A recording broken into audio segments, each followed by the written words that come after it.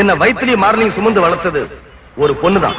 நான் மட்டும் இல்ல, இந்த நாட்டுல வாழ்ற அத்தனை ஆணும் அப்படித்தான் வளர்ந்திருக்காங்க. அதனாலதான் சொல்றேன், எல்லா பெண்களையுமே நாம தாயா நினைக்கணும், தெய்வமா மதிக்கணும். அப்படி மதிக்க தவிர ஒரு மனித மிருகத்தை பதவியிலிருந்து இறக்கிறதுக்காகத்தான் இந்த உண்ணாவிரத போராட்டம். இந்த உண்ணாவிரதத்துக்காக போட்டிருந்த பந்தல சில போலீஸ் அதிகாரியை பிரிச்சிருக்காங்க, நெருப்பு வச்சு கொளுத்திருக்காங்க. ஏன் பந்தல் இல்லைன்னா உண்ணாவிரதம் நடக்காதா? இல்ல நடத்த முடியாதா? இது ஏசில வளர்ந்த உடம்பு இல்ல, கொளுத்துற வெயில்ல வெந்த உடம்பு, கொற்ற மலையில நனைஞ்ச உடம்பு, ஏழைங்க உடம்பு எதையும் தாங்குற உடம்பு. இந்த நாட்டில் இருக்கிற மந்திரிகளுக்கு வரவேற்பு கொடுக்கிறதுக்காக நல்லா இருக்கிற ரோடையெல்லாம் தோண்டி நாசப்படுத்தி வரவேற்பு வளையம் எல்லாம் போடுவாங்க. அது தப்பு இல்ல. தோண்ட ரோட திருப்பி சரி பண்றதே இல்ல, அது தப்பு இல்ல. ஏன்னா அவங்களுக்கு ரோட்டை கெடுக்கிறதுக்கும் உரிமை இருக்கு, இந்த நாட்டை கெடுக்கிறதுக்கும் உரிமை இருக்கு. ஆனா ஏழைங்களுக்கு எந்த உரிமையும் இல்ல.